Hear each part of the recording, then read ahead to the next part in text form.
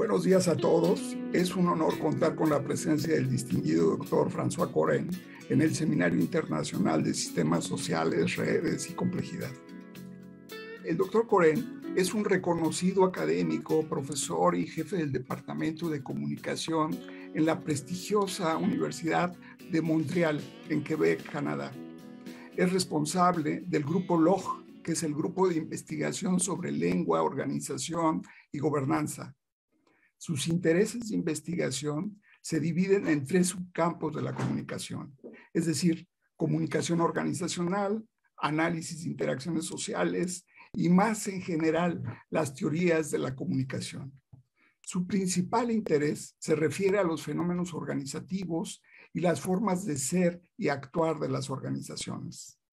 Adopta una visión constitutiva destinada a mostrar que es en y a través de la comunicación que se crea la organización, tanto en contextos empresariales como asociativos o humanitarios. Esta visión lo lleva a analizar las interacciones sociales. Explora, en particular, la forma en que los valores, principios, normas e ideologías se expresan, aplican y desarrollan en nuestros textos y conversaciones. Al final, todos estos intereses lo llevan a revisar diferentes tradiciones en la investigación en comunicación y a mostrar cómo cada una contribuye a su manera a desarrollar una visión del mundo que nos rodea basada en la comunicación. Algunos autores son James R. Taylor, Anthony Giddens y Niklas Luhmann.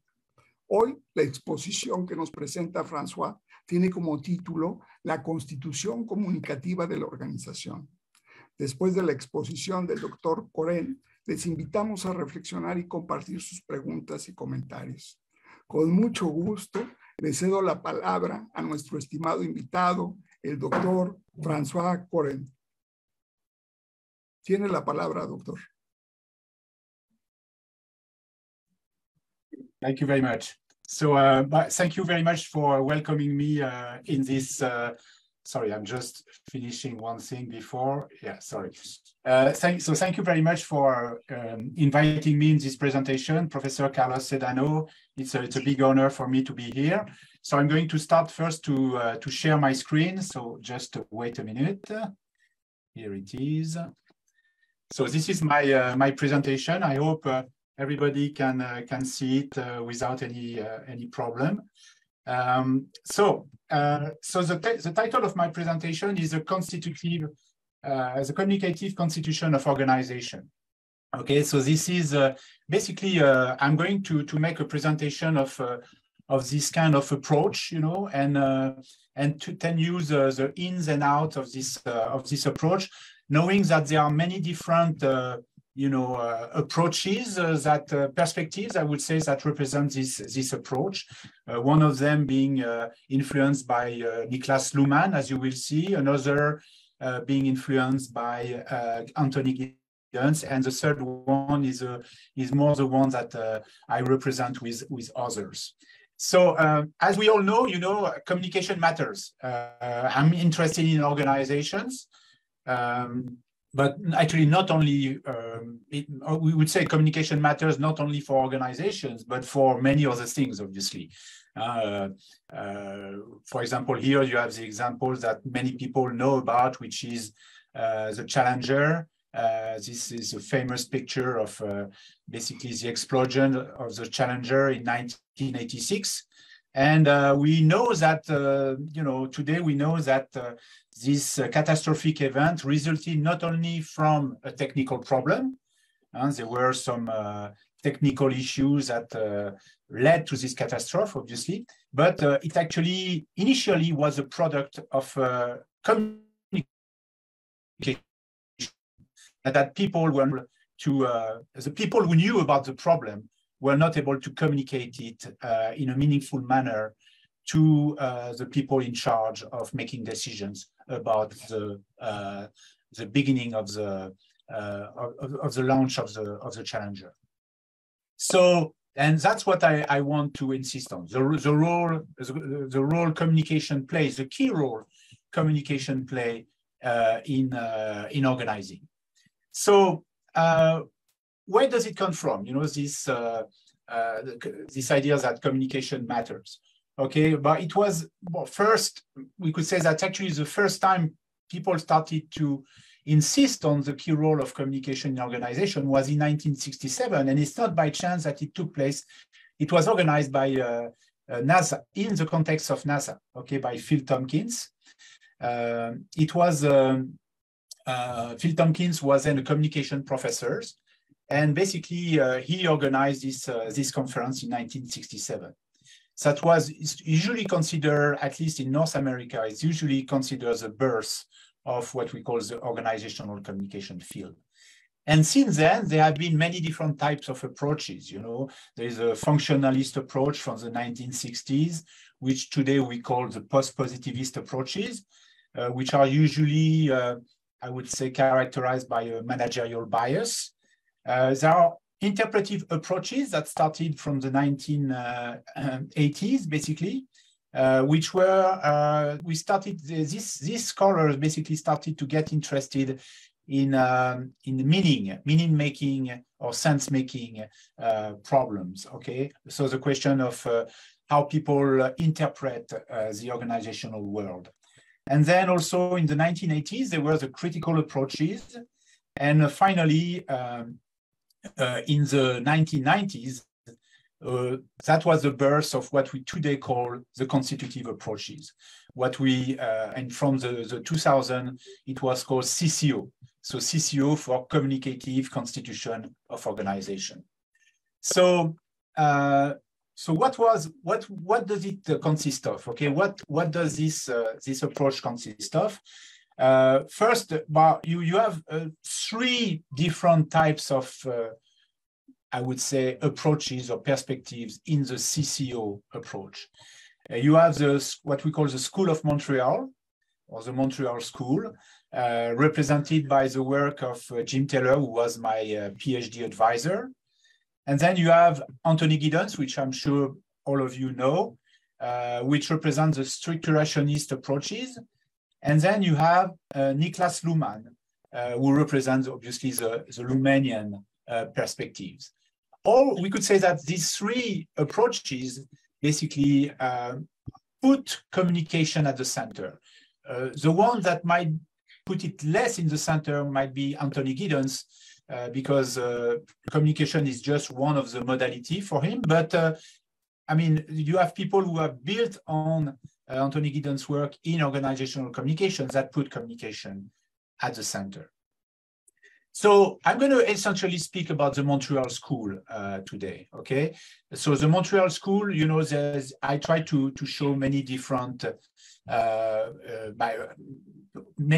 people who represent the Montreal School today, and with you see here, Jim Taylor, the founder, we could say, of the Montreal School, and many other professors who are today still pretty active in this field, who are to many extent my collaborators, and we are working with many also students. And what we also have, is what we call friendly authors. You know, friendly authors are basically people who are not based in Montreal, but who definitely have been adopting also this approach. So maybe there are some names that you can recognize here. Many people from University of Colorado, Boulder, for example, people from Arizona State University, from the Copenhagen Business School, from Leuphana University. All these people from University of Cincinnati, all these people basically wouldn't say that they belong to the Montreal School, but are definitely influenced by the Montreal School and would consider themselves as defending a CCO perspective. So we have also becoming more and more institutionalized, so to speak, both in French and in English, because Montreal, as you certainly know, is located in a French-speaking province, the province of Quebec, which official language is French. So we tend to publish either in French or in English, sometimes in Spanish. It's pretty rare, but we have, for example, I could go back to the slide here. If you look here, there is Consuelo Vasquez from University of Quebec at Montreal, who is coming from Chile and has done a lot to publicize this approach in Latin America. So here you have the Routledge Handbook of the Communicative Constitution of Organization, and you have also a textbook that we are about to publish called The Communication and Organization, an Introduction, which is a textbook that will be published probably in December in French.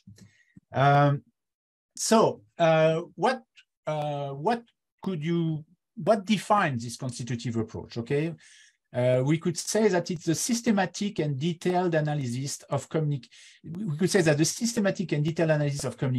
allows us to analyze the way organizations exist, function, change, and reproduce themselves. Okay, that's basically one of the key ideas, that by studying communication, you can better understand how an organization functions, basically, or dysfunction. So difference with, what is the difference with, for example, the interpretive approach, which I presented before? But, you know, we are going to not necessarily focus on sense-making activities, on how people interpret, but we are going to focus on actual communication events, like meetings, operations, interaction with clients, official discourses, and so on. So it's really a matter of, you know, focusing on what is actually taking place.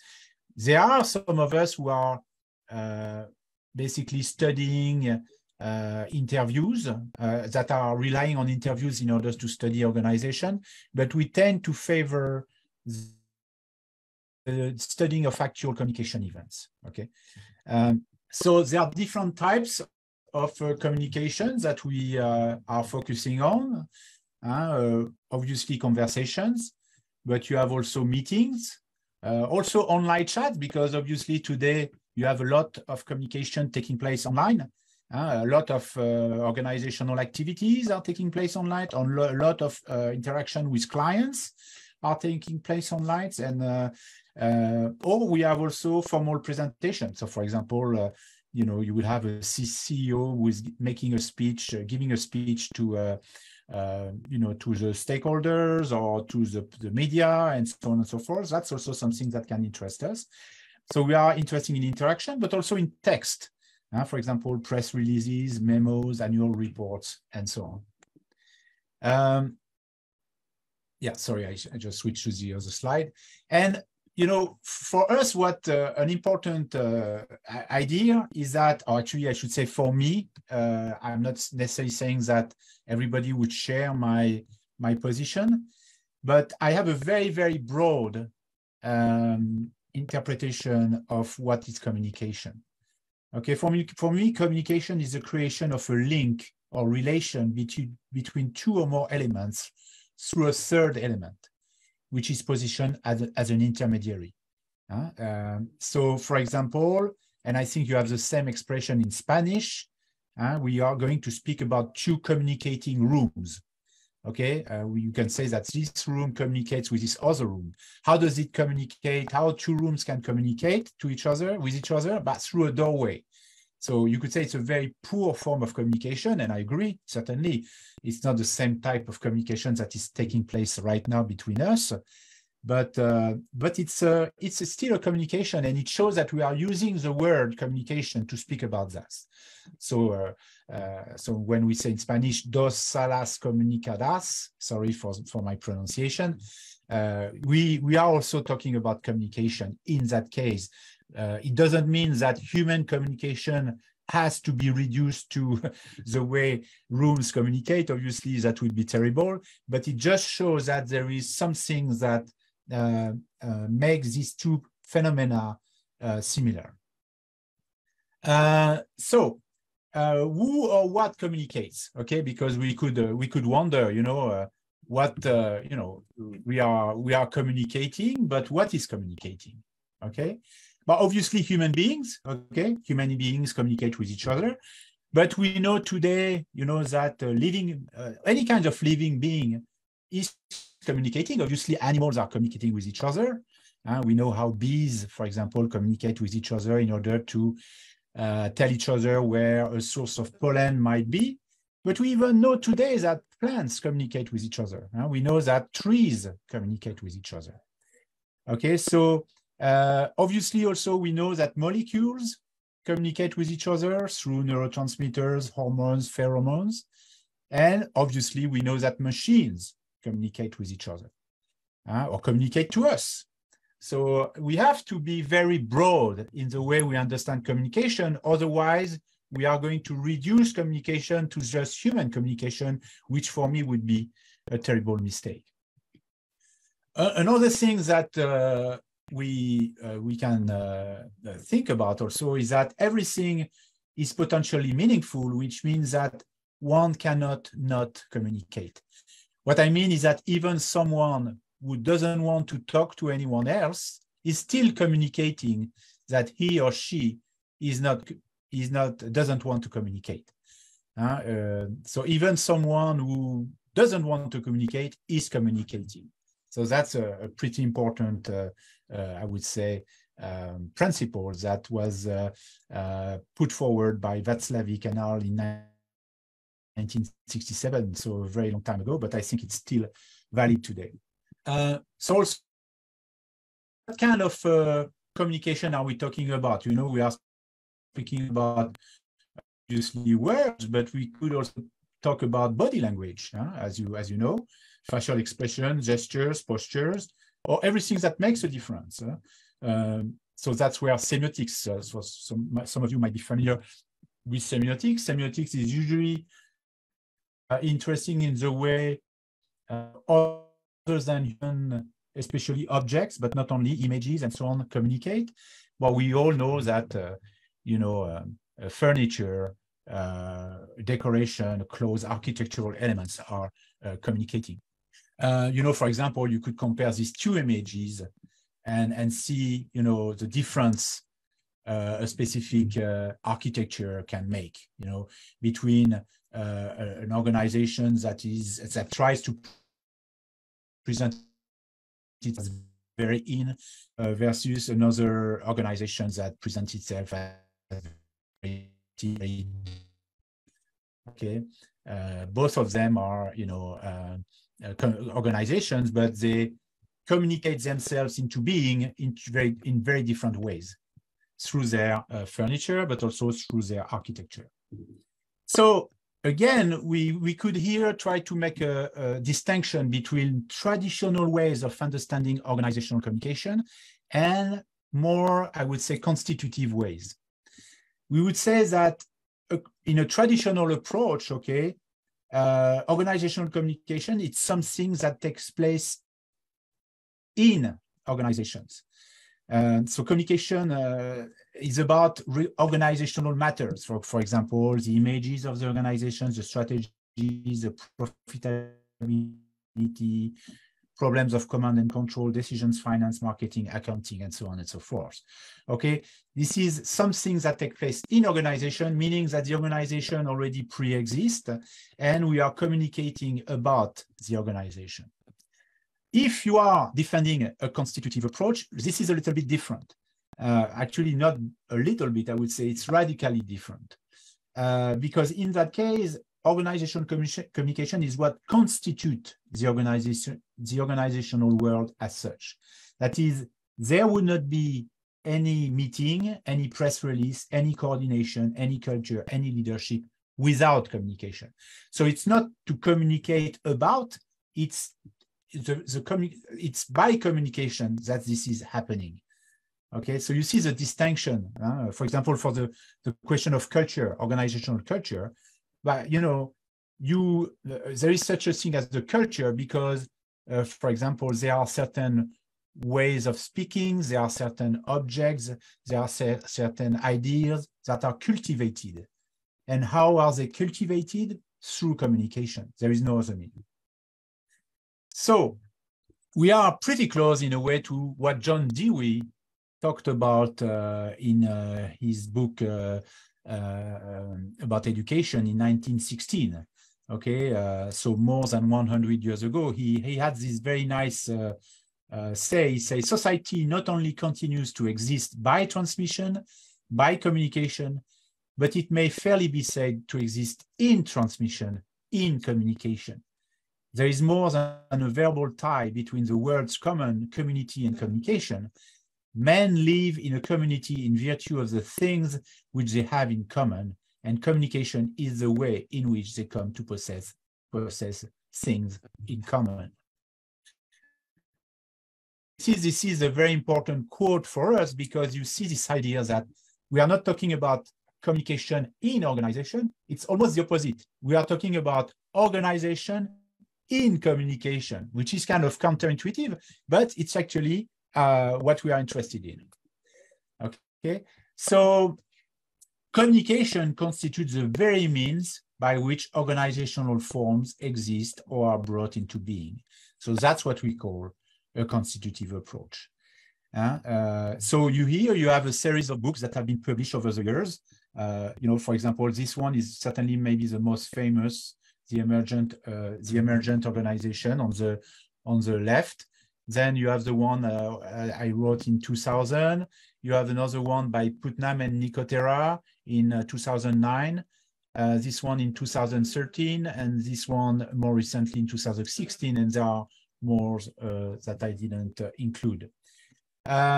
So we could wonder, what would be an organization without the contract signing its name, the recurring conversations and texts about its present or future situation, the directives that define what members should or should not be doing, or the mission statements that define its result. There will not be any organization at all. So the main thesis of the CCO movement is that studying organizational communication allows us to understand the mode of being and functioning, or dysfunctioning for that matter, of organizational forms. So how is communication constitutive of organization? But we could say that we often speak and act on our own behalf. When, for example, I say, I want this, and so on. Speak and act in the name of other persons and things. For example, we can speak about absent persons. For example, absent persons. Imagine, for example, a spokesperson who could say, here I'm speaking on behalf of my boss, and he tells us that. You could also speak on behalf of an organization. For example, when Bill Gates, well, it's not the case anymore because he's not the CEO of Microsoft anymore, but when he used to speak in the context of as a CEO, basically he was talking on behalf of Microsoft. Okay. When Tim Cook is speaking on behalf of Apple and so on and so forth, that's always the case, that we can position ourselves as speaking on behalf, in the name, for an organization. But we can also speak, in the name of policies, protocols, rules, procedures, regulations, habits. We can say, for example, this is our policy. I'm sorry, this is our regulation. There is nothing we can do. There is also, we can speak on behalf of principles, values, doctrines, postulates, interests, preoccupations, concerns, situations, context, cause. For example, we can say facts speaks for themselves, even if it might not be true, but that's how we position ourselves, as saying that, facts speaks for themselves. Just look at what is happening, for example. This kind of expression to say anyone speaking right now, but there are certain things that express themselves through what I'm saying. So that's what we could call a polyphony. So what I mean, and that this is a key principle for me of the constitutive approach, is that human beings are not only actors, and this is important, they are actors, but they are also passers. Passers in the sense that there are many things that express themselves through what they say. When I say, for example, what a beautiful weather, something as, mundane as what a beautiful weather, basically it's a way by which the weather expresses itself through me. I know it's kind of weird to say that, but that shows that, I'm saying something, so I'm an actor, I'm doing something, for example, expressing myself. But what is important to understand is that whenever we express ourselves, there are other things that express themselves through what we say. So that's what I mean by passers. Okay. So what voices can be heard in organizations? Precisely because, you know, whenever we speak, we can hear other things expressing themselves. So, you know, we could have, for example, we can hear leaders, founders, CEOs, owners, official spokesperson who are supposed to represent the official voice of the organization. That's what I just said when I spoke about Tim Cook speaking on behalf of Apple, or, you know, any kind of CEO speaking on behalf of the organization. It doesn't have to be the CEO. Obviously, it could be, you know, somebody who is talking on behalf of an organization, a lawyer, or in societal level, you know, it could be a diplomat talking on behalf of his or her country. You know, you have also, you know, stakeholders. You have employees whose voice can be heard. You know, obviously, you have also groups, organization, institution, and coalition who have a voice. How can they have a voice? But because people speak on their behalf again. You know, you can position yourself as speaking on behalf of a group, on behalf of an institution, and so on and so forth. This is a very common issue, and so on. So I'm going to give you an example here. It's something that happened 10 years ago, and I actually went to this university and I found it interesting. I was there when this happened, and it was basically a controversy that took place at the University of Virginia. You have basically the president of this university, Teresa Sullivan, who was basically ousted by the, how do you call that, by the people who were basically in charge of the university, who were the committee of the university. Okay, and so there was a controversy about that. Okay, and so here you have the translation in Spanish of a little article that I found. Okay, so I'm going to read it with you. And what is interesting in these universities, I forgot to say, but it's on the PowerPoint, is that it was founded by Thomas Jefferson. And this is important because obviously Thomas Jefferson was not only one of the founding fathers of the United States, but also the founding father of this university. And so he is a key figure. And what I want to show you here is that even a dead man can speak, obviously. We know that. We are constantly making the dead speak. There are many ghosts in communication. Jacques Derrida speaks about this ghostal effect, you know, of communication, this spectral effect. And we have to acknowledge that, especially in the organizational world, where, you know, oftentimes there are founders and we can make them say things. So here I'm going to give you an example. So you can read the Spanish translation. Thomas Jefferson has been dead for more than 185 years. He founded the University of Virginia in 1819, which was long before that hashtag UVA became a trending hashtag on Twitter. His academic village didn't have modern air conditioning, let alone discussions of online education or 10-digit fundraising goals. And yet, if you spent any time on the University of Virginia grounds this week, you might get confused and think that the founding father was still alive and actively taking stances on the ouster of University of Virginia President Teresa Sullivan, or the campaign to have her reinstated, because there were people who were trying to reinstate her and people who were basically there to consider that she should be expelled.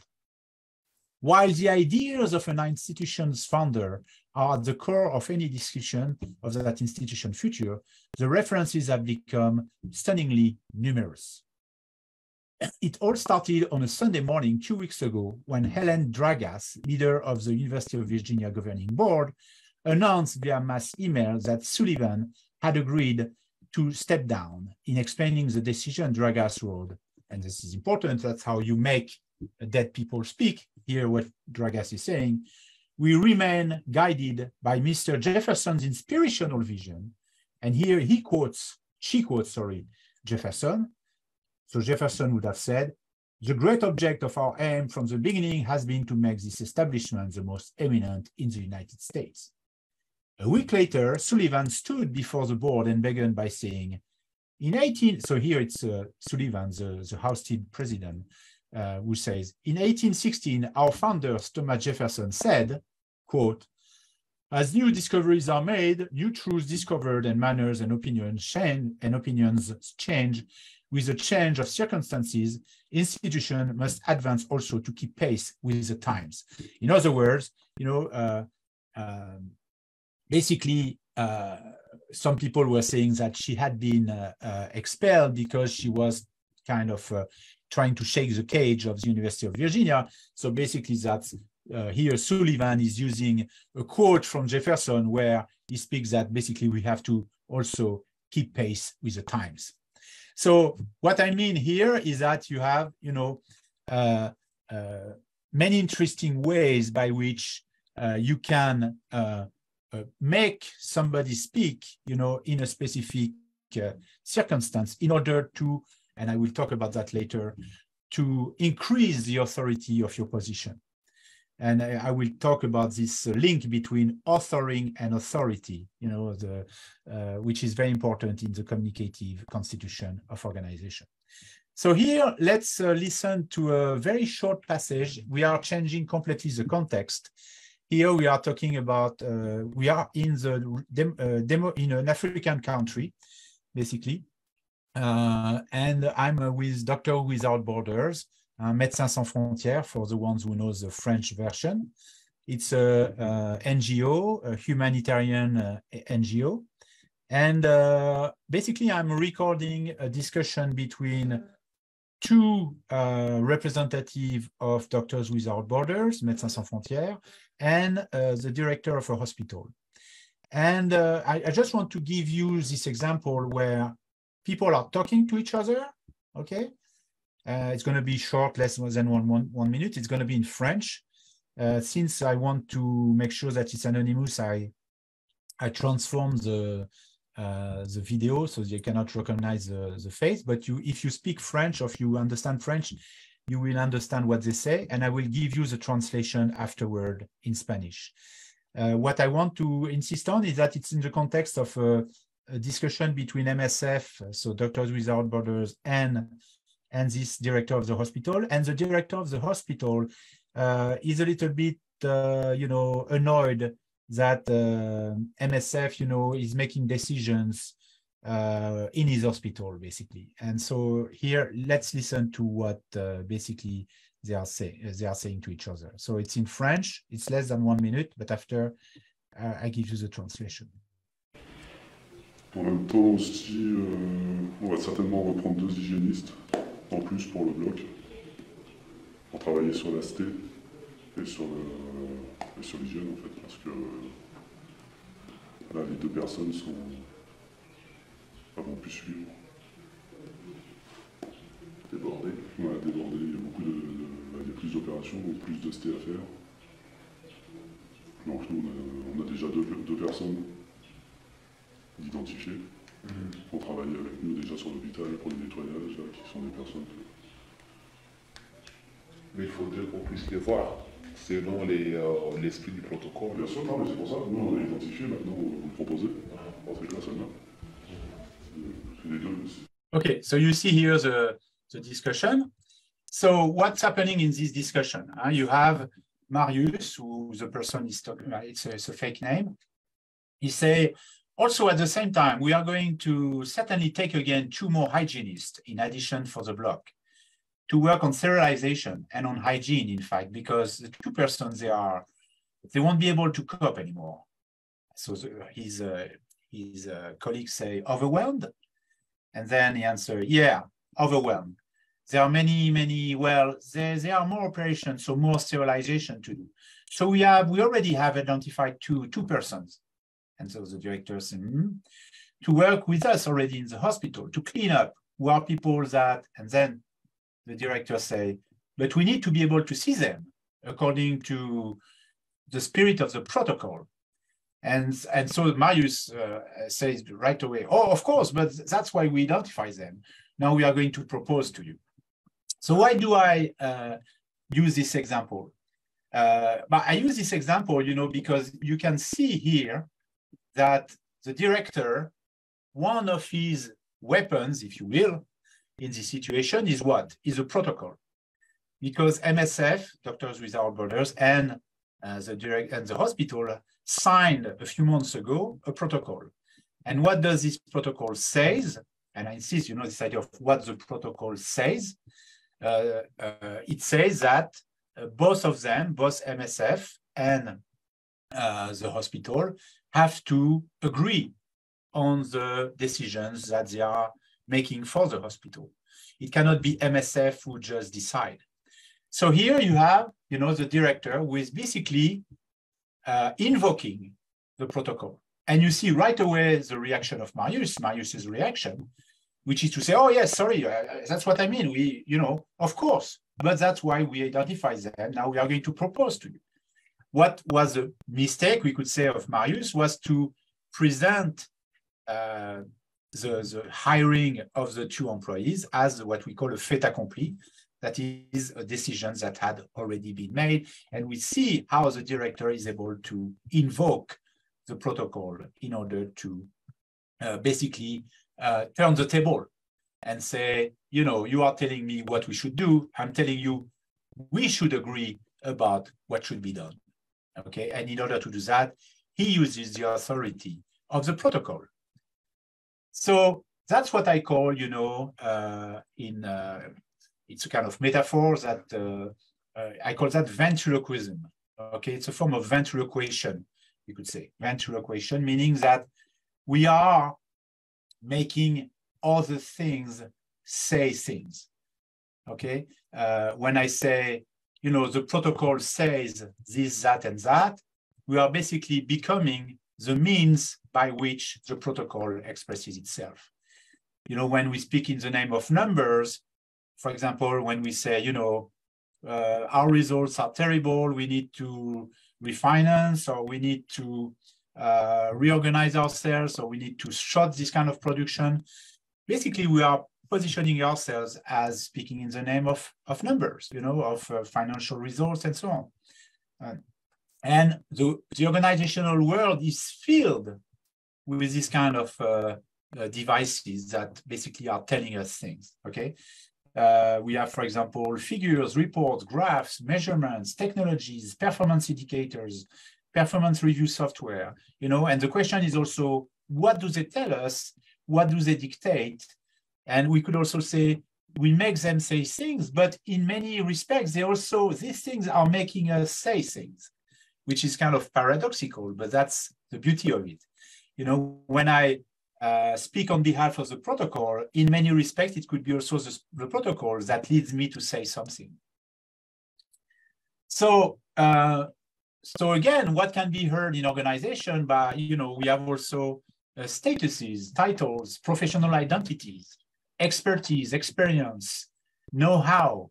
For example, when I speak as a manager or as a friend, when I speak like an accountant, like a peer person, or when I say, it's the CEO who is speaking here, or as an expert, here's what I have to say.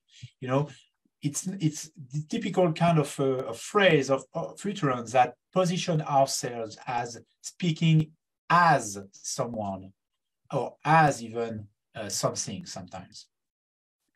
So we can also hear preoccupations, what I call matters of concerns, interest, expectations. When you arrive in an organization, you don't know how to behave oftentimes or to conduct yourself because you don't know what are the expectations. Of course, you could imagine what are the usual expectations, but there might be some expectations that you are not aware of. And so you are going to discover them through what people are saying.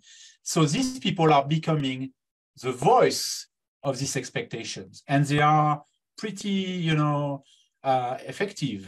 These expectations, it's very hard to call them into question because they are taken for granted, after time. So speaking as a PR person means speaking to specific concerns, products, awareness, reinforcing the brand, and so on. Matters of concern can speak to or contradict other matters of concerns. For example, we know that there are situations where innovation can be in contradiction with marketing, for example. So we have also interests that can speak to or contradict other interests, and so on. So, and also, as I said before, you can also hear principles, values, mission statements, ideologies, opinions, beliefs. All these things also express themselves in what people are saying.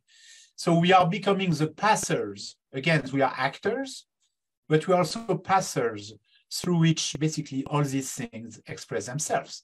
That's what we have such a thing as an organizational culture, for example. Now, what is an organizational culture? It's basically it's basically a set of values, principles, norms that keep expressing themselves in what we say, okay? For example, if equity or solidarity matters a lot in organizations, you are going to hear it a lot. It's going to make a difference in what people are saying. This is going to be their culture. Why? Because they cultivate it in their communication, okay? And not only that, but sometimes you, as I mentioned before, you can hear facts, situations, events, experiences, anecdotes that express themselves. For example, when we say, and it happens quite often, we say, these facts speak for themselves. You just look, when you say just look, we are using ourselves as the means through which the world speaks to someone else. We are just, yeah, just look at it. You're gonna see. Or when we say, this situation dictates that we develop the capability for fast reaction. Or when we say these particular circumstances call for a new strategy. So you see what I mean here is that when we pay attention to what we say in our communications, we realize that it is not only us who are speaking, but it's also, again, many, many different things that express themselves through what we say. Whether we are speaking about emotions, feelings, organizations, situations, and so on and so forth. Okay? So when people speak, other things or persons speak through them, then this is what I call polyphonic effects. You have, we saw that, I gave you many illustrations. Dead presidents, founders, protocols, procedures, rules, figures, numbers, indicators, technologies, programs, statuses, titles, identities, expertise, knowledge, matters of concerns, preoccupations, principles, values, ideologies, emotions, feelings, attachments, situations, facts, circumstances, anecdotes, and experience. This is a list, and of course they are not, incompatible with each other. It's just to show you the variety and the important numbers of figures that we can basically ventriloquize in our expressions. So any organization is literally made of all these voices that literally and figuratively express themselves through what we say. These voices are co-authoring the organization. So authoring and authorizing, and that's also something I want to insist on, and I already alluded to that previously, they have the same Latin root auctor. Auctor means what? It means genitor, creator, or father, the one who initiates, protects, and sanctions. Okay, so auctor itself also comes from augere, which means to augment, increase, or expand. So sharing authorship thus consists of multiplying the authors, that is the sources of what is accomplished.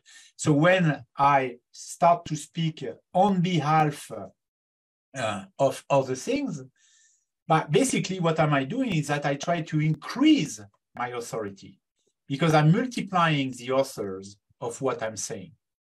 Okay, so if you are in a meeting and basically you are, why do we, for example, why do we often organize meetings? Okay, but we organize meetings because we know that each person around the table, especially in a board meeting, but not only, they are representing various preoccupations. They are representing various matters of concerns. So they are going to be the spokespersons of these concerns. And so this is why we organize meetings, because we want to be as complex as the situation we are facing. And each person around the table is basically representing an aspect of this situation. So what I mean also is that the world that surrounds the meeting, the participant in a meeting, dictates up to a point its conditions. I say up to a point, obviously, because you have still the liberty of making it speak in a specific way. It's a world that can surprise them, a world that can contradict them. For example, the number presented by a VP marketing can contradict what another VP claims in the same meetings. Numbers speak to the extent that participants can make them speak, and to the extent that numbers can make participants speak. So basically, to analyze what they say, what these people are saying in a meeting, it's also to observe how they make them say specific things, how they make these situations say specific things that they are, and a situation that they are confronting. So their work consists of mobilizing various authors that are supposed to say the same things that they are saying. So this distribution of authoring is also the root of their own authority. So, for example, if you have, a graph that shows you this, but to some extent, this graph speaks for itself. Of course, obviously, you need to be able to read what this graph is saying, but once you know how to read it, it speaks for itself. That there is a problem, for example, in terms of the product we are selling, if it's what it is about. So in other words, it is not only the VP marketing who says that a line of product should be discarded, it is also, according to him or her, the number of the graphs she's commenting. These numbers are supposed to dictate, according to her, this decision. There is no absolute point of origin. The authoring and authority of what is put forward is distributed, shared between this vice president and the other authors that she mobilizes. So there are many ways to read a situation. Reading a situation amounts to make it say something because it makes us say something. Analyzing organizational communication implies being confronted with these multiple ways to ventriloquize a situation. That is the many ways to make it say something. So you could wonder at this point, because you say, okay, this is very nice. You're talking about sharing authorship with other things, but what about responsibility? Because obviously the question of responsibility is you have to respond. And you could say, ventriloquation is a very easy way, basically, to say it's not my fault. You could say, well, I'm sorry, this is the policies, it's not my fault, So ventriloquizing is also a way, basically, to avoid a responsibility. So, in other words, my question is there a way to speak about responsibility in a world where we are both actors and passers? We could speak about effects of deresponsabilization, and we have to acknowledge them. When, let's say some of us are professors, when we have basically a syllabus some students come to us and say, oh, I'm sorry, I'm late, but for my paper, could you please still accept it? And you could easily say, it's in the syllabus, it's written in the syllabus that basically if you are late, I cannot accept your paper. So you see this effect of deresponsabilization. And we all know that, for example, in 1960, in 1961, 1962, there was this the Eichmann trial, in Jerusalem. And we all know very well how Eichmann defended himself. He was basically saying, I was just following orders. I was just a puppet of Müller, who was my, my superior, and then of Hitler, basically. And we all know the organizational world is made of passers. people who are just being the instrument of a collective action. So we have to be very careful about that. But it's not because it exists that it's bad. We just have to be vigilant about it. The organizational world is a world where we have to be very careful, because we have to ask ourselves, what kind of ventriloquist do I want to be? Do I just want to be a puppet, or do I have some room for maneuver? Or can I choose as, I will always be to some extent a puppet, but I can choose to some extent what will speak through me, or what I will be, for what I will act for, In French, we have this expression, faire la part des choses, which in English means to put things into perspective, to take things into consideration, to get the balance right, to distinguish right from wrong. Faire la part des choses, meaning that, we basically have to, and I will finish by that, to be basically ethical, or to be responsible, is basically to look at the situation and try to figure out, what will speak through me. Is it going to be basically a bureaucratic rule that will be unfair? Or will I choose to be another passer? Will I choose to be someone who is compassionate, for example? Or will I choose to be So in other words, there would be other principles that could be at stake. And I could refuse, for example, to follow for a specific policy because I find it terribly unfair. So gracias, that's it for me. So I'm going to stop the sharing of the screen. And basically I'm here if you have any question. I hope that my presentation was not too long and that was technically okay.